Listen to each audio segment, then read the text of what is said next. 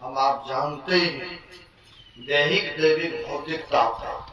यह तीनों ताप छूट जाए इसलिए 3 बार सदगुरु महाराज जी का गुणस्वर में जय घोष करेंगे। 3 गुण भी है, रजोगुण, तमोगुण और शतोगुण। सात्विक प्रवृत्ति हो जाए, सत्कर्म होने लग जाए, इसलिए भी 3 बार सदगुरु महाराज जी का गुणस्वर में जय घोष करेंगे।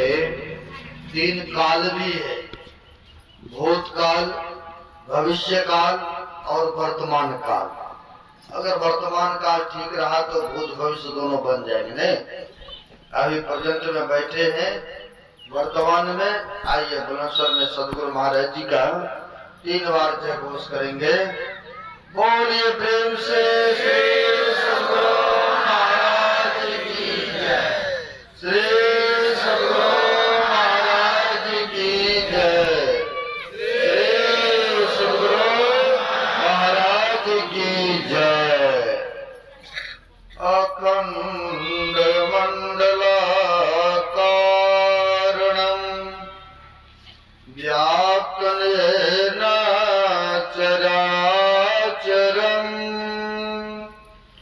तत्पदं दर्शितं येन तस्मै श्री गुरुवे नमः, परम गुरुवे नमः,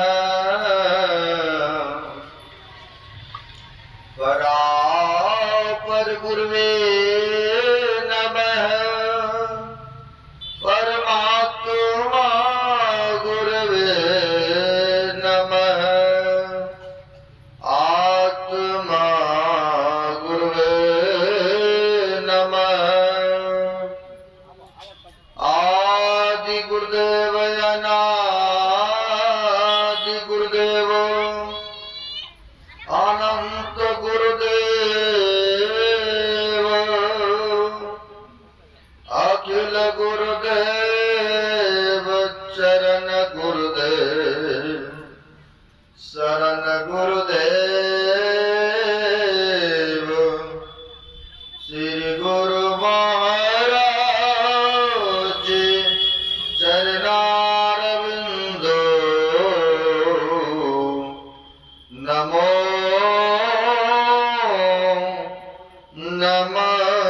नमस्ते। मेरा मुझ में कुछ नहीं, जो कुछ है गुरु तोर, तेरा तुझको सौंपता क्या लागत है गुरु मोर। प्रातः स्मरणीय आनंद श्री भूषित ब्रह्मलीन संत सद्गुरु महाराज, जो कि जन जन में कण कण में व्याप्त है, जग उद्धारक जग कल्याण कारक, ऐसे सर्वव्यापक गुरुदेव भगवान के पाद पद्मों में अशंख्य अशंख्य बार नमन है। तीर्थों को भी पावन पवित्र करने वाले मंचस्थ पूज्य साधु चरण उपस्थित सदगुरु के सदभक्तगण, जो मनुष्य शरीर का कर्तव्य है वह कर्म करने हेतु पधारे हुए हैं, बड़े ही भाग्यशाली और पुण्यात्मा है, जो कि धर्म काम करने हेतु संत महापुरुषों के छत्र छाया में बैठे हैं। अभी पवित्र ग्रंथ रामचंद्र मानस से पाठ के क्रम में सुन रहे थे पातिवार्ता धर्म के विषय में, और दुख के समय में कौन साथ देते हैं, किनकी किनकी परीक्षाएं होती है बताया है। दुख के घड़ी में 4 व्यक्तियों की परीक्षा होती है। कहा है धीरज, धार, मित्र और नारी, आफत काल परखी यही 4। अभी पाठ्यक्रम में सुने हैं। धीरज अगर किसी तरह के घटना घटित हो जाते हैं घर में, संसार में है तो किसी न किसी प्रकार के चलता रहता है, उलझने, परेशानियां, टेंशने।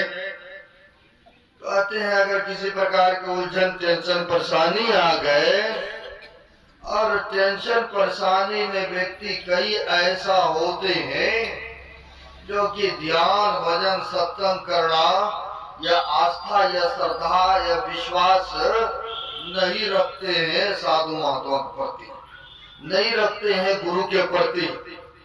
लोग कहते हैं कि इतना पूजा पाठ सुमरण करते हुए, इतना दान पुण्य, इतना सत्संग करते हुए, फिर भी दुख हमें आ ही रहा है, तो ऐसे पूजा पाठ करने से क्या फायदा। देखिए दुख के घड़ी में धीरज खो गया उनका, आस्था विश्वास नहीं रहा, आस्था विश्वास अर्थात नहीं रहा उनका। तो कहते हैं धीरज के देखा जाता है कि कहाँ पर उनकी आस्था, कहाँ पर विश्वास है। धीरज, धर्म, कहते धर्म में रुचि, धर्म में रुचि, चाहे जितना मर्जी कष्ट आए या दुख आए या संकट आए, वह धर्म के पथों को नहीं छोड़ते। कहा है महापुरुषों ने, धर्म करते होवे हानि, फिर भी न छोड़े धर्म की वाणी।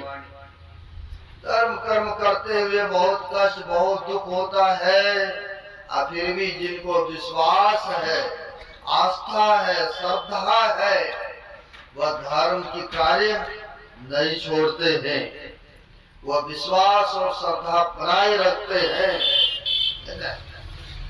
कई जगह ऐसा देखने को मिला, दिल्ली में कोरोना काल में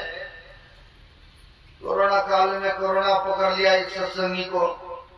आप पकड़ लिया तो उनके पुत्र लोग, उनके परिवार के लोग बहुत इलाज कराया, बहुत इलाज, हॉस्पिटलों में कई लाख रुपया खर्चा किया, लेकिन सुधार नहीं हुआ।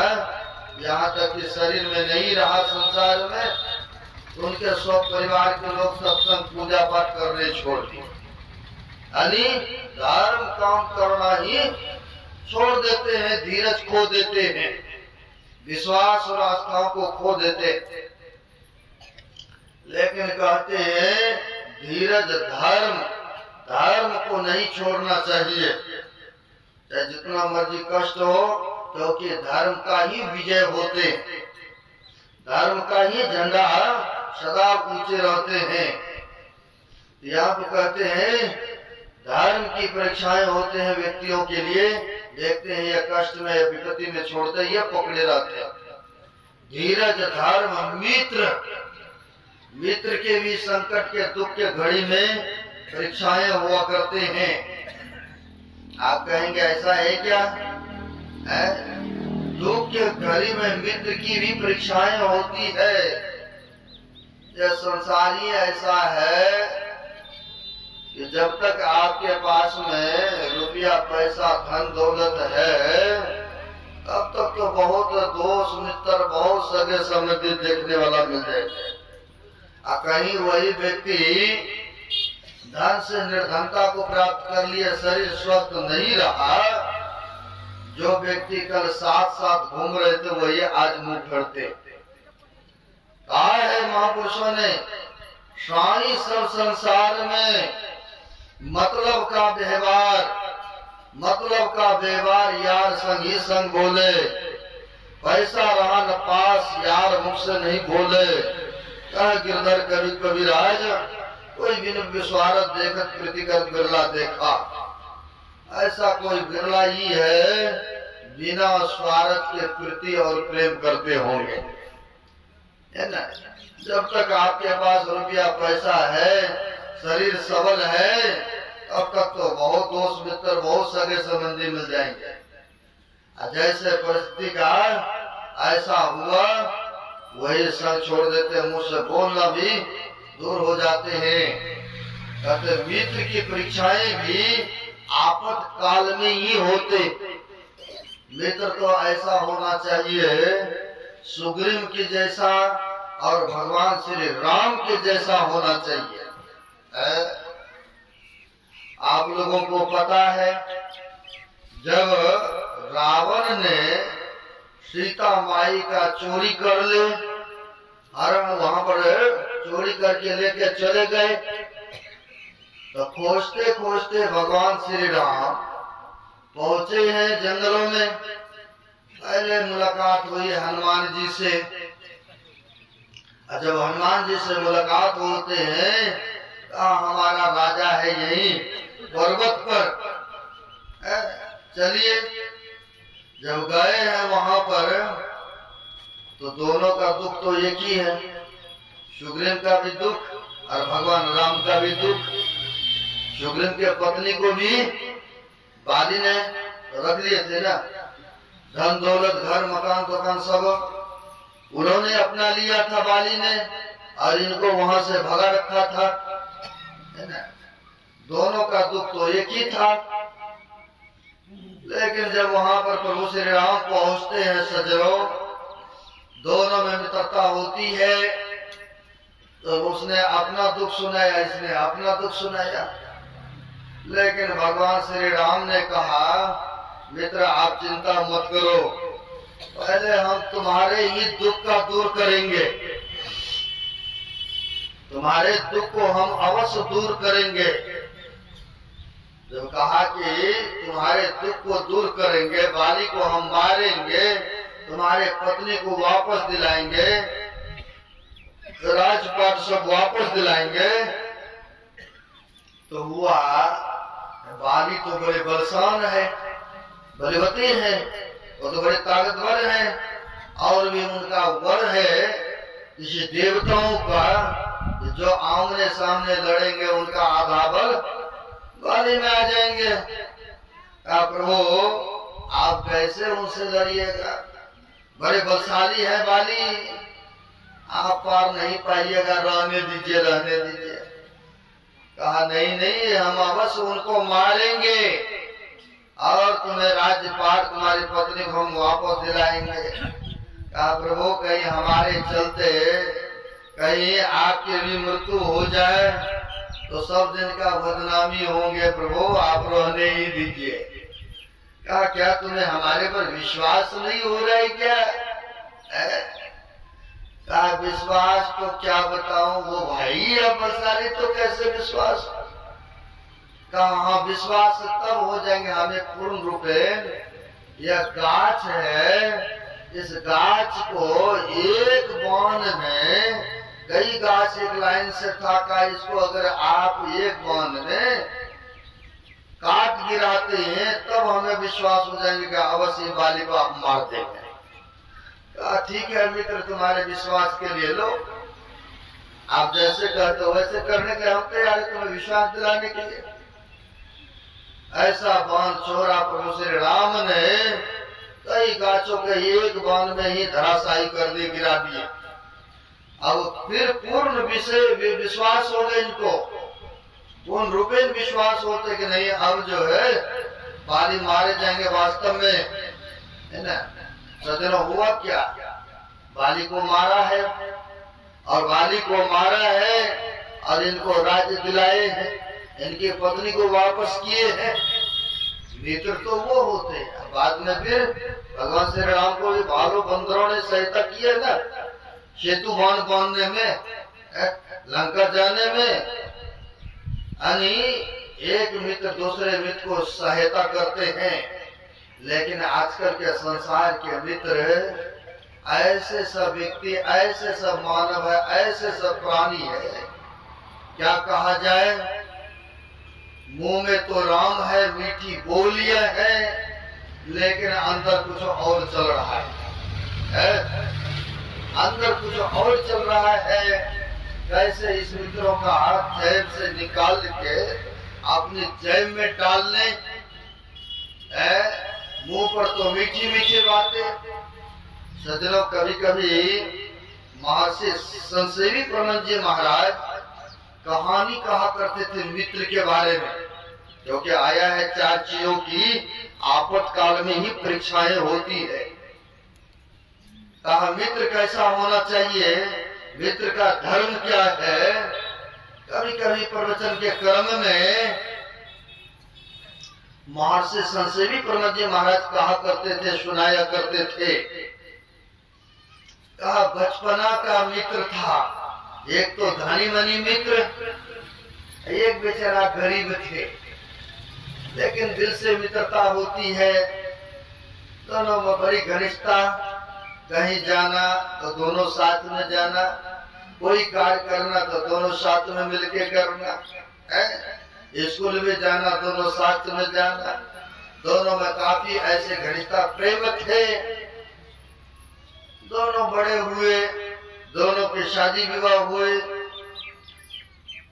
एक मित्र जो था गरीब था बेचारा, सजनों गरीब तो था लेकिन दिल के बड़ी पवित्र था, बड़ी स्वच्छ था, मित्र के दुखों को यह समझते थे। सजनों होता क्या है, ये जो धनी मानी मित्र थे, पैसे वाले मित्र थे, इन्होंने वह गरीब मित्रों से कहा, मित्र बड़े परेशान रहते हो, खाने के लिए ठीक से नहीं, पढ़ने के लिए ठीक से नहीं, तुम्हारे बाल बच्चे भी ठीक से देखता हूँ स्कूल में पढ़ाई लिखाई नहीं कर पाते, रुपया रहा मेरा, चलो हम भी आपके साथ मेहनत करेंगे, लेकिन दोनों मिलकर के व्यापार का काम शुरू कर दे। जो इनकम होगा, जो लाभ होगा, जो फायदे होंगे, उनमें से दोनों 50-50% आपस में बांट देंगे। बोला ठीक है मित्र, जैसे कह रहे हो ठीक है, चल करते हैं।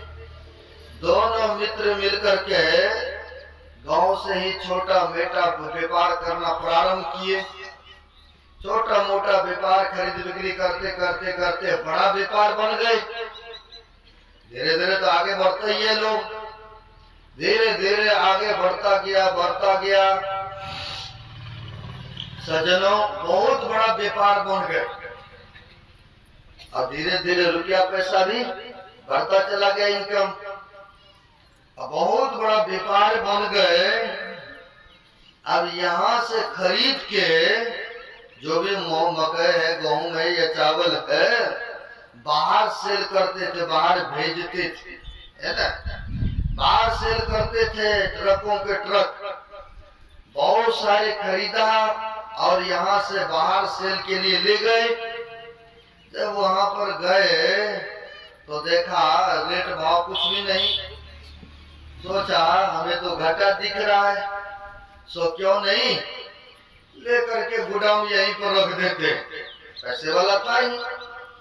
सज्जनों रख दिया वहां पर। और पहले जमाने में चिट्ठी पत्री चलते थे, है ना, अब ना हेलो हेलो होता है, उस समय तो चिट्ठी के द्वारा ही एक दूसरे का हाल समाचार जाना जाता था। वहां पर रख दिया, घर आ गए दोनों मित्र। काफी दिन बीत गए। जो गरीब मित्र थे इनको भेजते हैं, अमीर मित्र जाइए मित्र एक बार देख के आइए, अगर ठीक ठाक होगा रेट भाव तो हमें याद करना, चिट्ठी भेजना और फिर हम आएंगे, दोनों बेच करके आ जाएंगे आपके घर में। कहा ठीक है मित्र। चले गए गरीब मित्र वहां पर। जब वहां गए पता किया तो अच्छी रेट भाव था। चिट्ठी भेजते हैं, यह धनी मित्र गए, और जब गए वहां पर दोनों ने बेचा तो कई गुना इनकम लाभ हुआ, कई गुना फायदा हुआ, कई गुना लाभ हुआ, कई गुना फायदा हुआ। तो दोनों मित्र वहां से चले घर को। घर चले, ट्रेन में से बैठा, ट्रेन से उतरते हैं, वहां से फिर बस पकड़ना था, लेकिन संध्याकालीन हो गए थे, रात्रि होने को जा रहा था। दोनों मित्र ने आपस में विचार किया, बहुत सारे रकम है, रुपया है, जाना ठीक बात नहीं है, सो क्यों नहीं यहीं पर लेते हैं एक रूम धर्मशाला में, रात भी व्यतीत करते हैं, सुबह चलेंगे। दोनों ने विचार किया, बोला ठीक है कोई बात न, रह लेते, रात बीत की तो बात है, कल तो जाना ही है घर को। सज्जनों दोनों मित्र वहां गए, रूम ले लिए और दोनों रह करके रूम में दोनों वहां पर रात्रि व्यतीत करना है। अब रात्रि व्यतीत करने के उपरांत पहले भोजन भी तो चाहिए ना। धनी मनी मित्र गए होटल में खाने को। अब खाते समय इनको मन में चलने लगा बात, तर्क वितर्क होने लगा, ये तो गरीब था, हम अपने रुपया पैसा लगा के दे करके इनको यहाँ तक पहुंचाया और अभी तो बहुत इनकम हुआ है, लाभ इसमें, इनमें भी आधा बेच के देना पड़ेगा, निफ्टी करना पड़ेगा, बेचे हैं तो देना ही पड़ेगा। सो क्यों नहीं, यहाँ पर तो कोई देख भी नहीं रहा। अब देखिए मित्र की कैसी बुद्धि होगी। सज्जनों होता क्या है, उनके खाते समय विचार में परिवर्तन आते हैं और जब परिवर्तन आया उन्होंने सोचा भोजन कर लेते हैं। अब भोजन में जो है विष डाल देते और उनको खिला देंगे। रही बात घर में, कहेंगे तुम्हारा मित्र तो डॉक्टरों से झूठी है, हमने कुछ कागज पत्र बनवा लेंगे इलाज की, सबूत चाहिए ना। डॉक्टरों का मैंने इलाज के लिए कुछ सबूत बनवा लेंगे और उनको जो है घर परिवार को दिखा देंगे। सज्जनों होता क्या है, इनकी बुद्धि फिर गए। अब फिर गए, कभी कभी सबका फिरता है। 24 घंटा के अंतराल में 3 गुण होते, रजोगुण, तमोगुण और सतोगुण। यह जैसे जैसे व्यक्ति बदलता जाता है, व्यक्ति का वैसा वैसा मन भाव भी बदलता जाता है। कभी कभी सात्विक बुद्धि होता है तो सत्कर्म करने का मन करता है, देखता है कि नहीं नहीं कुछ नहीं है, ये सब कुछ नहीं है, छोड़ो, भजन करो, ध्यान करो, सुमरन करो, यही सब कुछ है ना, क्योंकि सात्विक प्रवृत्ति। जब रजोगुणी प्रवृत्ति होते हैं, मन में होता है हम भी धनवान बने, हम भी ये करें, हम भी वो करें, यानी उसकी उस तरह से वृत्ति बता रहे। और वही तामसी वृत्ति जब आ जाते हैं व्यक्ति में, तो उस समय की उसकी विचार, उनकी बुद्धि में परिवर्तन। तामसी वृत्ति का होता है मार काट चोरी ये वो करो, यानी उलट पुलट करने का प्रवृत्ति हो जाते। यानी जैसे जैसे गुण का प्रभाव होते हैं वैसे वैसे स्वभाव में भी परिवर्तन होता है। तो यह 24 घंटा के अंतराल में यह चलता रहता है। रजोगुण, तमोगुण, सतोगुण जैसे जैसे वृत्ति होते हैं वैसे वैसे मन पर भी असर पड़ता है। सज्जनों अब होता क्या है, इन्होंने भोजन किया, अब भोजन करने के बाद उनके लिए भी भोजन डलवा दिया, पैक करवाया, रास्ते में विष खरीदा और विष में विष लेकर के दाल सब्जी में मिला दिया। दाल सब्जी में मिला दिया, आ गए रूम पर, लो मित्र मैं तो भोजन करके आ गया हूँ, तुम्हारे लिए लेकर आया। सज्जनों देखिए मित्र कैसे हैं। अब वहां पर कहते लो मित्र हम तो भोजन करके आ गए हैं, ये तुम्हारे लिए रहा भोजन। अब बेचारे के मन में तो कुछ था ही नहीं, सोच रहा तो बचपना का मित्र है हमारे। और उसने भोजन जो ही ग्रहण किया, जो ही खाया, उसमें तो जहर तो था ही, खाया, उसके राम नाम सत्य हो गए। जब राम नाम सत्य हो गए सज्जनों, तो उनको ठिकाने भी तो लगाएंगे ना। कुछ पैसे दिया, जो झाड़ू उरू लगाने वाले थे, बोला इनको जल प्रवाह कर दो, जब मरी गया तो क्या करेंगे, रुक के जल प्रवाह करा दिया। सोचा कुछ सबूत भी चाहिए, घर जाएंगे तो कुछ डॉक्टरों के पास गए, झूठी फर्जी कागज बना लिया, कुछ पैसे रुपया दे करके। डॉक्टर भी लोभ में आकर के बना दिया कागज। हमें क्या लगता है, हमें तो लिखना ही है? बना दिया सज्जनों, लेकिन वह परमात्मा, वह मालिक सबको देखते हैं ना। अब होता क्या है, यह मित्र चले अपने गांव को, जब गांव आए घर में, तो घर में जब आते हैं या मित्र के फैमिली लोग, बच्चे लोग पूछते कि हमारा कहाँ है पिताश्री। अब रो रो करके झूठे समझाने वहां पर बताने लगे, कहने लगे क्या बताऊं, हमने बहुत प्रयास किया, प्रयत्न किया, लेकिन नहीं बच पाया। ये देखिए इतना इतना रुपया भी मैंने इलाज में खर्च किया, लेकिन नहीं बच पाया, और ज्यादा लाभ भी नहीं हुआ बेच रकम में। बेचे तो जरूर, लेकिन लाभ भी, इनकम भी नहीं हुआ।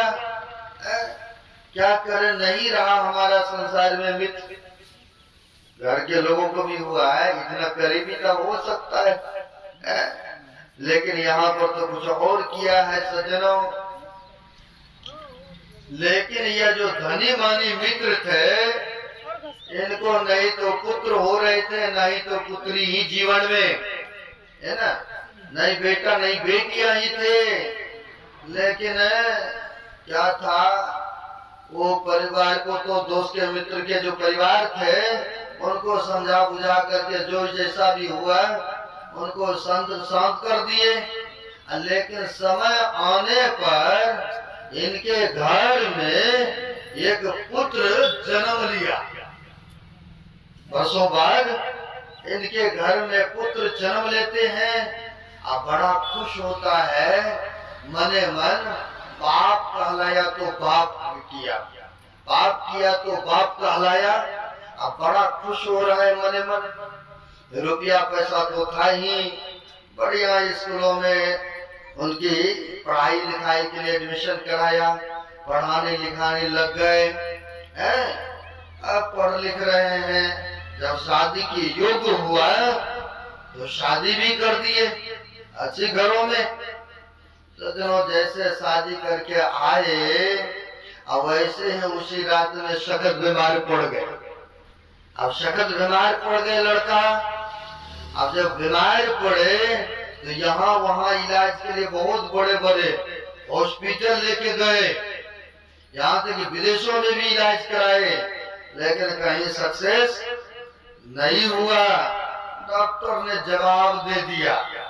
कई बार होता है ना, डॉक्टर को पता होता है ना, जवाब दे देते हैं। ऐसे ही बेगूसराय के एक कर्मचारी था, ऐसे ही सत्संग किए, 2 दिनों का सत्संग था।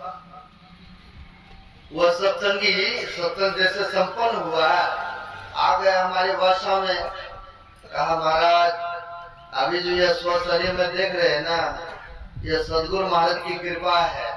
मैं क्या हो क्या गया था बताइए। कहा क्या बताएं महाराज, हमें ब्लड कैंसर डॉक्टर ने कहा है शरीर में, और यहाँ पर पूरे भारत में पटना बम्बई में कैंसर की इलाज, पटना या तो बम्बई, कहा वहां तक कराए, लेकिन वहां भी डॉक्टर ने जवाब दे दिए। फिर हुआ कि आप विदेश में मलेशिया में इलाज कराओ। तो जमीन बेच करके हम लोग मलेशिया गए, मलेशिया में भी इलाज कराए, और काफी दिन तक मैंने वेंटिलेटर पर पड़ा रहा, चलता रहा इलाज। खाने के लिए नहीं देता था, सूखी रूखी खाते थे, यानी नारियल के डब के पानी पी के रहते थे, बिस्किट खा के रहते थे।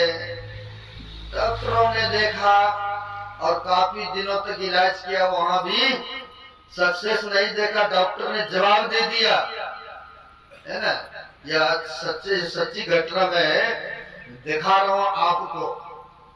डॉक्टरों ने जवाब दे दिया महाराज। फिर आ गए हम लोग यहाँ अपने घर को, अपने गांव को, यहाँ पर आए, यहाँ भी लोकल में भी इलाज कराते रहा, लेकिन सफलता नहीं देखे। दिनों प्रतिदिन कमजोर होते जा रहे थे, अब जीवन से निराश हो चुके थे। मन में हुआ एक दिन अब तो मरना तो है ही है निश्चित, क्योंकि विदेशों में भी इलाज करा के आ गए, यहाँ भी यही दवाई काम कर रहा है। कहा एक बार चलते हैं, कहा तो भागलपुर कुप्पा घाट। उन्होंने बताया, देखिए श्रद्धा और विश्वास।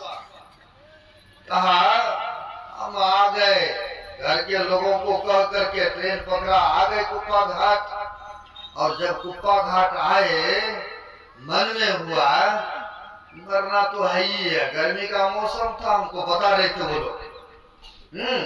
गर्मी का मौसम, घर में तो घर के लोगों ने दाल चावल रोटी खाना सब बंद कर रखा था।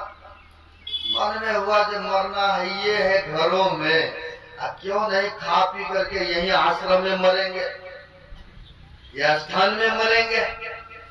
ऐसे उन्होंने सोच करके, जहाँ भोला भंडारा चल रहा था महाराज, हम गए और भर पेट हमने खा लिए।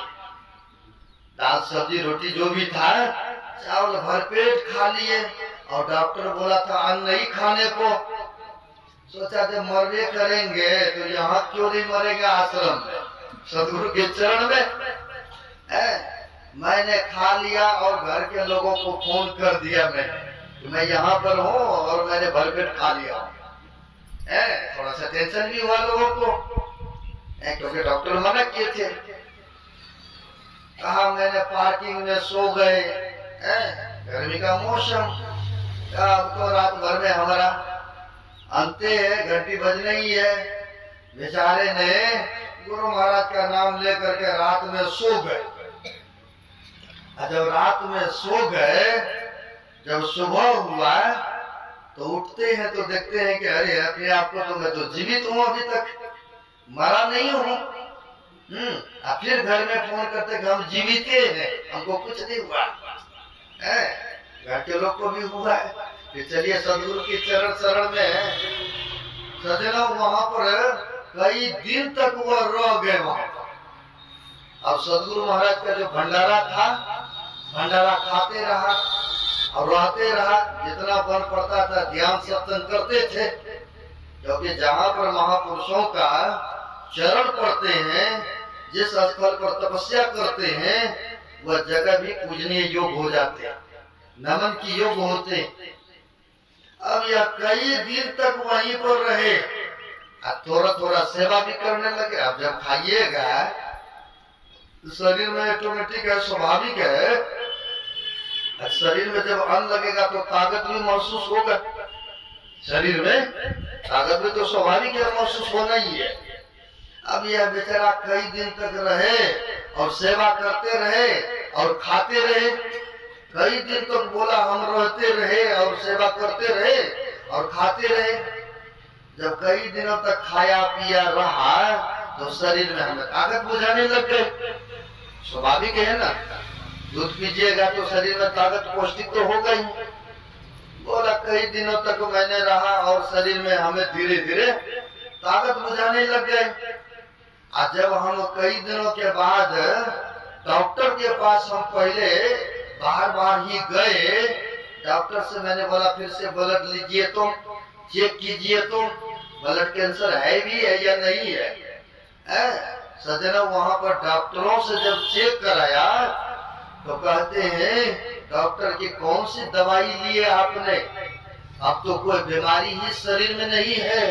तब ये सत्संगी ने कहा मैंने कोई दवाई नहीं लिया है, लेकिन सदगुरु का प्रसाद मैंने खाते रहा।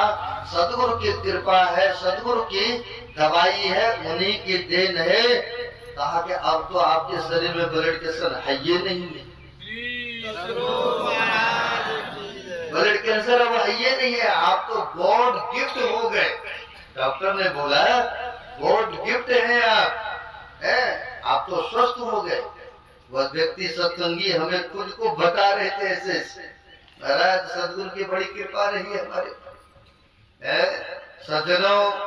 कई बार जब बीमार होते हैं तो इलाज के लिए यहाँ वहां तो प्रयत्न तो करते ही है ना व्यक्ति, लेकिन बहुत जगह जगह ले गए। एक ही तो बेटा था ना, वो भी काफी उम्र होने के बाद जन्म लिए थे। यहाँ वहाँ इलाज कराए बहुत दूर दूर तक। अब पैसे वाला तो था ही ये और इनके पहले खुशी हो रही थी, पाप किया तो बाप कहलाया है ना, क्योंकि मित्र को मार दिए थे जड़ के लाके। सज्जनों यहाँ वहाँ खूब इलाज कराए, रुपया पैसा बहुत खर्चा किए। लेकिन कहीं सक्सेस नहीं हुआ। जब नहीं हुआ, सक्सेस नहीं हुआ ठीक, अंतिम में डॉक्टरों ने जवाब दिया कि ले जाइए, घर में सेवा कीजिएगा, कुछ दिन का यह मेजबान है। ले आया घर में, अब बड़े अफसोस में पिता है, घर के लोग हैं, चिंताग्रस्त है। अब होता क्या है, पत्नी भी परेशान, नवी नवी विवाह होकर आई थी, सबके सब घर के लोग परेशान है ना। अचानक वो जो लड़का थे, एक दिन बेड पर सो रहा था, अचानक जो है वो खिठिरा के हंस देते। अब बीमारी के हालत में अब कोई जोर से चिढ़ाने लगे तो एक बार तो जरूर न पूछिएगा क्या हुआ, क्यों हंसे। आगे पिता दौड़ करके, पिताजी आगे तो पूछते, बेटा तुम ठीक हो, क्या हुआ, तुम बहुत जोर से हंसा। कहा हाँ अब मैं ठीक हूँ। अच्छा अब ठीक हो। कहा हाँ अब मैं ठीक हूँ। कैसे क्यों बोल रहा है पुत्र। कहा तुम पहचानते हो मैं कौन हूँ। कहा पहचाने क्या, तुम्हें तो गोद में मैंने खिलाया हूँ, तुम मेरा पुत्र हो। का पुत्र तो यह शरीर न होता है, लेकिन जीवात्मा कौन कहाँ से आया है यह किसी को पता है?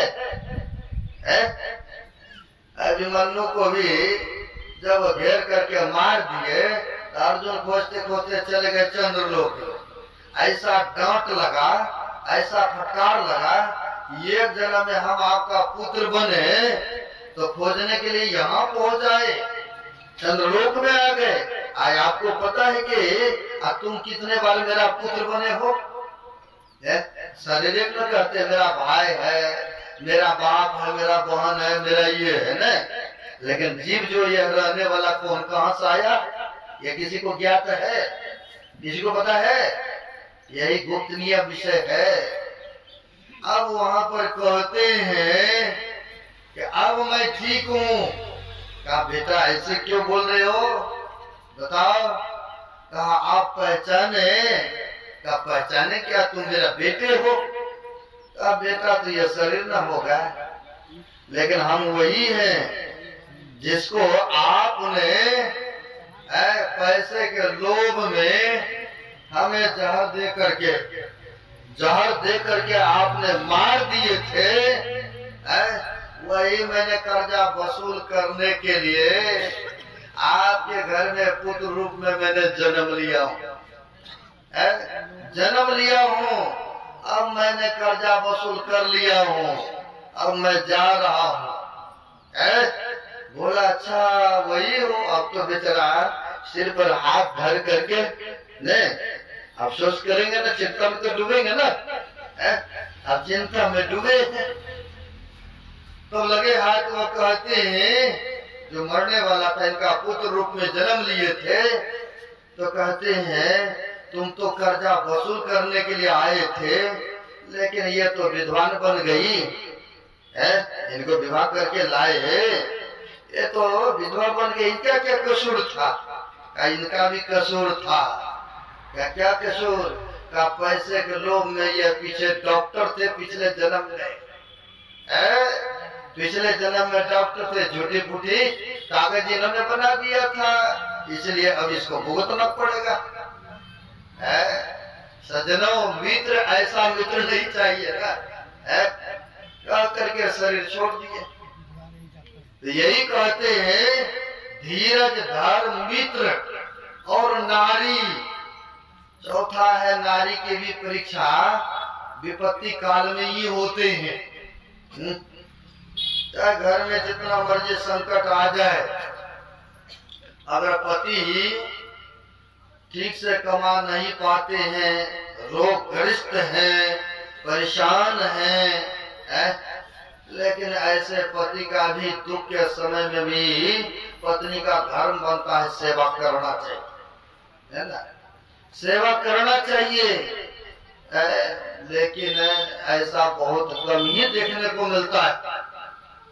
कई बार तो लड़ाई मचा देती है, कई बार तो पानी गिलास देने के लिए तैयार नहीं है, है, पानी देने के लिए भी सक्षम नहीं है, तैयार नहीं है, तो कहते हैं ऐसे पति का अपमान व्यक्ति को नहीं करना चाहिए। पतिव्रता धर्म में बहुत बड़ा ताकत, बहुत बड़ा बल होता है। अब आप कहेंगे इसका बल, इसका क्या होता है ताकत है? हम आप जानते हैं इसी भारत देश में पति का सेवा करने का अर्थात सुमरन भजन करते रहने का, सत पर चलने का कितना बड़ा लाभ, कितना बड़ा फायदा हुआ है। माता अनसुईया की ही शिष्या थी, संडली नाम थी, है ना। पति जो थे कोढ़पति हो गए थे, कुछ रोग से ग्रसित थे, है ना। लोग सभी कहते थे छोड़ दो इनको, क्यों इनके पीछे पड़ी रहती हो। लेकिन कहा नहीं नहीं, जो हमारे भाग्य में, जो हमारे नसीब में लिखा हुआ है तो वही मेरे सब कुछ है। सज्जनों, उनकी पूजा, उनकी सेवा, उनकी नहाना धोना, भोजन कराना, अगर कहीं कह देते थे कि वहां जाना है, किसी न किसी प्रकार से एन केन से उनको लेकर के भी जाते थे, यानी वचन का उल्लंघन नहीं करती थी। सज्जनों, होता क्या है, एक दिन लेकर के अंधेरे में जा रही थी और एक ऋषि को किसी कारणवश उनको सूली पर चढ़ा दिया था। सूली पर सजा, पहले मृत्यु दंड तो दी जाती थी, सूली सजा में दी जाती थी। बड़े नकुले होते थे, गुदा मार्ग पर बैठा देते थे और जैसे धीरे धीरे होते हुए सिर से वह भाला त्रिशूल निकल जाते थे, उनके कारण से उनकी मृत्यु हो जाती थी। तो सूली सजा पर एक ऋषि को किसी कारणवश बैठा दिया था, लेकिन ज्यादा नहीं, वह अपने योग बल से उसी पर बैठे हुए थे। जब योग सुमरण में खड़े कर रहे थे, लगे हुए थे, लेकिन रात्रि अंधेरा होने के वजह से, कारण से उनके जो है पति के उसमें पैर लग गया। अब पैर जो लग गया तो हिल गए। अब कोई बांस पर चढ़ा है, अब नीचे से हिलाएंगे तो ऊपर जो चढ़ा है वो गिरने का भी डर है उनको। अब उस पर चढ़े हुए थे, अब पैर लग गया उसमें, तो लग गया तो क्या होता है कि उनको कष्ट और पीड़ा हो गई, उनकी समाधि टूट गई। और जब समाधि टूट गए, अंधेरे में ही इन्होंने, ऋषि ने श्रापित कर दिया कि जिस व्यक्ति ने, जिस मानव ने हमें कष्ट और पीड़ा दिया है, सूर्य उदय होने से पहले ही, यानी सूर्य उदय होते सार ही उनका मृत्यु निश्चित हो जाएंगे। अब ऐसा दे दिया ऋषि ने श्राप। अब श्राप तो दे दिया। सज्जनों, ये भी पतिव्रता थी, इन्होंने भी कहा हम सूर्य को उदय होने ही नहीं दूं। आप लोग पढ़े होंगे या सुने होंगे, कहा इन्होंने हम सूर्य को उदय होने ही नहीं देंगे। तो हमारा, क्योंकि हमारा जो भी है, जैसे भी है, मैं तो सदवा हूँ, विधवा तो नहीं, कोई भी कहलाना चाहते हैं ना। कहा हम उगने ही नहीं देंगे, कलने ही नहीं देंगे सूर्य को। कई दिन बीत गया, हाहाकार मच गए, सबको आ रहे हैं मनाने के लिए, विनती करने के लिए, लेकिन फिर भी संडली नहीं मानती है। कहा सूर्य को उदय होने देंगे तो मैं विधवा हो जाऊंगी, मेरा संसार मिट जाएंगे, मैं क्यों उदय होने दें। अब किसी का बात मानने के लिए यह पतिव्रता स्त्री सक्षम नहीं है, तैयार नहीं है। कहा इधर से बात बनने वाला नहीं है, तो उन्हीं के गुरु के पास चलते हैं। जब संडली के गुरु थी, माता अनुसुईया उनके पास आ गए, अर्जी विनती प्रार्थना करते हैं। गंधर्व मानव देवगण, कहा आपके बात मान लेंगे, आप कृपा करके सूर्य को उदय होने का आदेश दें। आप चले उन्हें कहें माता अनुसुईया आई है, कहा बेटी सूरज को उदय होने दो, संसार के लोग बड़ी व्याकुल हैं, बड़ी व्यग्र हैं, उदय होने दो। कहा माँ सूरज को उदय होने दूंगी तो हमारा तो सौभाग्य में मिट जाएंगे ना, जो हमारे पति देवी इनकी तो मृत्यु हो जाएगी, तो मैं कैसे इनको उदय होने दूं। कहा बेटी तुम चिंता मत करो, हम पर तुम्हें विश्वास है ना, है? तुम्हारे पति देव को मैं जीवित करूंगी, आप चिंता मत करो, उदय होने दो, उदय होने दो। जब कहा कि मैं जीवित करूंगी, कहा ठीक है जैसे आपके आदेश है। सूर्य देवता को कहा उदय होने के लिए, ऋषि का था श्राप, इनका भी श्राप निश्चित था क्योंकि व्यर्थान हुई देव ऋषि वाणी। जैसे सूर्य देवता उदित होते हैं वैसे वह मृत्यु हो जाती है, मर जाते हैं। संधि के जो थे पतिदेव अब तो वहां पर विलाप होने लगे, तो माता अनुसुईया ने आशीर्वाद प्रदान किए, और प्रदान आशीर्वाद किए तो उनके पति का जीवन पुनः लौटाए, और लौटाए ही नहीं, शरीर में जो भी कुछ रोग था, व्याधि था, बीमार थे, सब रोगों का भी मिटा दिए और जीवित कर दिए, जीवित कर दिए। यह कहां से हुआ? पति का पतिव्रता पालन करने का न हुआ है? जो माँ बाप का सास ससुर का सेवा करते हैं, कहते हैं उनमें भी सत्य का उसमें वास हो जाते हैं, उनकी जबान पर, उनकी वाणी पर बहुत बड़ा ताकत हो जाते हैं, है ना। इसलिए कहते हैं माँ बाप का सास ससुर का सेवा करना चाहिए, है ना, सेवा करना चाहिए। कहते हैं आजकल के बहुत कम ऐसा देखने को मिलता है। कई बार तो सासू माँ ने एक बात कही तो उधर से दो चार बात लगा के कही, दो वाद विवाद हो गए। कई घरों में जाता हूँ, पूछता हूँ कहो सासू माँ का हाल समाचार, नहीं हमें पता नहीं है। अब लोग रहते एक ही घर में क्योंकि चूल्ही चौका अलग अलग बन रहा है? पता ही नहीं है। सज्जनों ऐसा नहीं होना चाहिए, क्योंकि आप भी तो सासू माँ बनेंगे ना एक दिन। आप अगर सेवा करेंगे तो आपका भी सेवा होगा, आप सेवा करेंगे तो आपका भी सेवा होंगे। इसलिए कहते हैं सेवा करना चाहिए, सास ससुर बुजुर्गों का सेवा करना चाहिए, सेवा से ही मेवा मिलते हैं। महापुरुषों ने कहा है करोगे सेवा मिलेगा मेवा, करोगे टहल तो मिलेगा महल। सेवा करने से बहुत बड़ा लाभ होता है, बहुत बड़ा फायदा होता है।